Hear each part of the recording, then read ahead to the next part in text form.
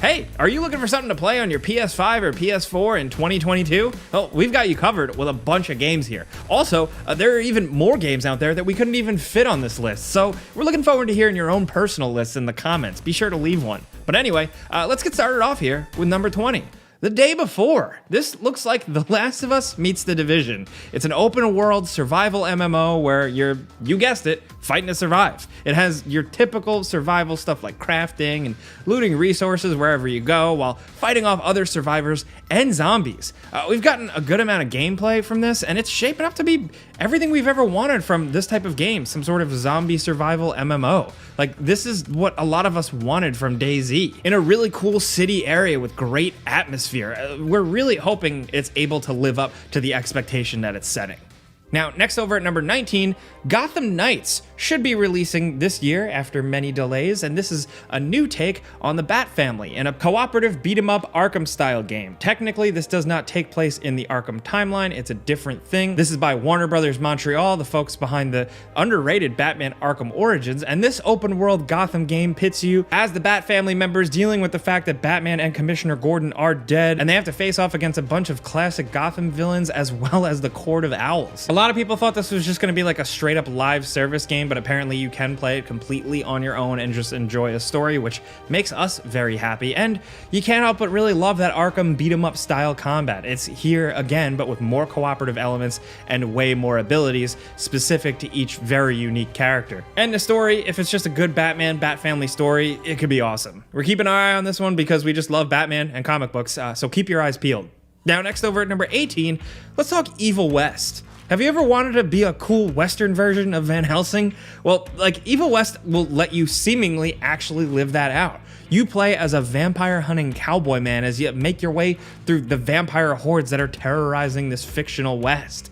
Combat here looks really intense, and you'll have a bunch of different vampire hunting tools and weapons at your disposal. It seems like the combat can get pretty intense and gory, and it has some real gross looking enemies. And even better than that, you can also play with a friend. We're just big fans of anything vampire related here at Gameranx, and we're also fans of games that kind of look and give off the vibe and kind of bring back the memories of those like mid-2000s action games that were really unique and weird. More of this type of stuff, please. Sign us up. Now, next over at number 17, we have King of Fighters 15.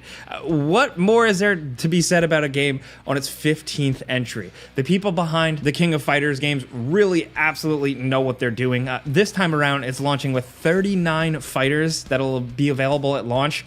There's the 3v3 battle system making its return with a Shatter Strike mechanic that should hopefully make things a little bit interesting for veteran players. And the campaign is actually getting hyped up quite a bit this time around and will apparently end with an explosive climax. Now, it's been like 6 years since the release of the last entry in the series, and this one seems like it's shaping up to be the best one yet. I mean, what more could you want? They've had 15 games. I think they've figured it out by now. Next over at number 16, we have Showa American Story. This is a wild and weird, seemingly experimental game that we think we're going to be talking about a bit more on the channel. This takes place in a weird alternate history world in like a hyper sci-fi 80s where Japan occupies the United States and you're just this badass chick kicking ass with melee combat and guns. It's an action RPG that clearly references a lot of B movies from all different cultures. It's seemingly open world and has a bunch of human characters and monster characters, and it just looks chaotic and really awesome. Like, just looking at the gameplay, like, I don't even really know what to say. It seems over the top. We love brawlers like this, but we also just love chaotic monster shooters. And of course, if it's got open world RPG elements, that could be great. At first, you might write it as corny and over the top, but it seems like that's the point here. It's really trying to go for something. It seems like the work on this one is going strong, and we're really hoping we see it in 2022. Next over at number 15, we have Sifu. What more can we say about this game that we haven't already said? This challenging game is all set around you really setting out on a quest for revenge, punching your way through 5 intense, difficult, grindy levels, learning the basics, learning the ins and outs, and how to flawlessly finish a level and complete the boss without dying too much, because every time you die, you get older and older, and if you get too old, it's game over. There's a lot more to it, a lot more nuance that we don't have time to cover. Be sure to check out our Before You Buy review video or any other review out there, but we think it's one of the best games of the year so far. We know it's early, it's only February, but still, definitely check this one out if you haven't already. Now, next over at number 14, we have the Star Wars Knights of the Old Republic remake, which interestingly enough is going to be exclusive to PlayStation consoles and PC. Star Wars and the company that owns it are very different than the last time we had Knights of the Old Republic, so really the jury's still out on this one. It's up in the air. This is a complete remake. Apparently it might expand on some elements, it might change some things. We really don't know too much. We're hoping that we get to see it in 2022. Apparently this has been in the works for a bit, but we'll have to just wait and see.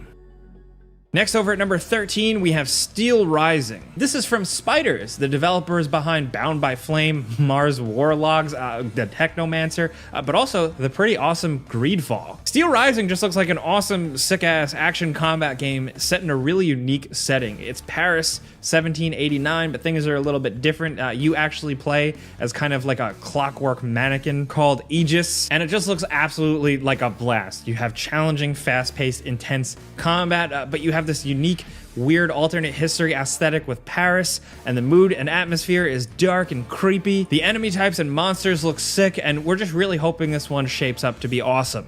Greedfall was really unique. Spiders has worked on a bunch of games that we weren't really fans of, but they've worked their way up to something awesome, and we're hoping Steel Rising is really the pinnacle of their work. Next over at number 12, we have Stray. This is the cat game you've seen probably revealed at one of the PlayStation events. Apparently this is going to be a semi-open-ended adventure where you play as a cat who picks up some abilities along the way, and it just seems charming and clever and thrilling. I know, I never thought I would say a cat game looks thrilling, but like, just look at the trailer, look at the gameplays we've had so far. We need more creative outside-the-box games like this, so we're always gonna celebrate stuff like this, and we hope this is awesome. Stray is slated for PlayStation consoles in 2022. Now, next over at number 11, we have Tiny Tina's Wonderlands. This is the Borderlands spin-off that takes Tiny Tina's wild and crazy imagination and makes it a full game. It's a send-up on D&D and all medieval style stuff, and it seems like a refreshing spin on Borderlands. It's a little bit more fantasy-oriented with you making your own character. You're fighting way more over-the-top fantastical enemies and creatures with a different theme, less sci-fi, more crazy fantasy, and more of that Borderlands signature gameplay and humor. This one's releasing March 25th, 2022. Next over at number 10, we have Hogwarts Legacy. Now this game has been delayed quite a bit. It's been in the works for a long time. Remember those leaks back in the day? Man, it's felt like a long time since then. But Hogwarts Legacy, according to reports most recently, is going to come out this year. There were conflicting reports earlier where we wouldn't see it, but we think 2022 is finally going to be the year. This open-ended, make your own Hogwarts student and go on your own adventure type thing seems pretty awesome. It's set much earlier in the history of Hogwarts as an institution, and we're excited to see something different and new in the world of Harry Potter, because frankly, those Fantastic Beasts movies aren't really doing it for us. Fingers crossed this one is good. Now, next over at number 9, we have Little Devil Inside. This was announced 2 years ago, in June 2020, and it looks like it'll finally be coming out this year. Everything about this game has just really piqued our interest, from its really kind of cutesy but really intriguing art style, to the little comedic bits we've gotten in all of the trailers, and even the Monster Hunter-esque gameplay. Yes, every time we see this game, it looks more and more interesting. You're going to be traveling around through all different types of environments, hunting down monsters, which you can do with a friend via co-op. So get ready to do some cool monster hunting in this weird indie artsy style, and possibly get your ass kicked. It actually looks pretty challenging.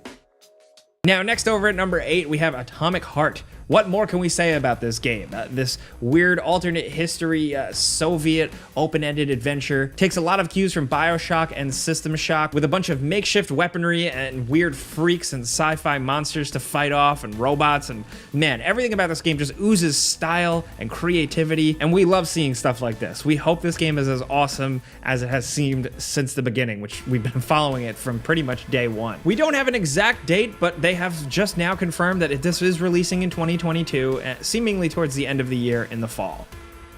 Next over at number 7, we have Saints Row. They are rebooting Saints Row. I don't think they could have taken it any further or any crazier than they already have, so they're bringing it a little bit back down to earth, but still with a chaotic group of characters and action and explosions and weirdness, all in a new kind of southwestern setting and new city. You're going to be able to create your own character and go on weird hijinks, and the gameplay we've seen so far does seem to remind me very much of Saints Row 2 and 3 from an action gameplay perspective, but the jury's still out. We need to see more of this game. Thankfully though, we'll get to see it this summer. It's slated for August 23rd, 2022.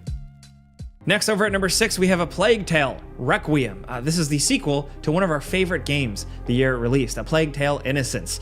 Once again, you are taking the helm of the two main characters. You're going to be thrust in a new, a little bit more exotic location with way more abilities and way more combat capabilities, thanks to Amicia seemingly becoming a badass over the course of the last game. And from the trailers we've seen so far, it seems like once again we're getting absolutely downright gorgeous graphics, cool and really horrific and creepy gross scenarios, new characters, returning characters, and we can't wait, man. As of right now, it's slated for 2022.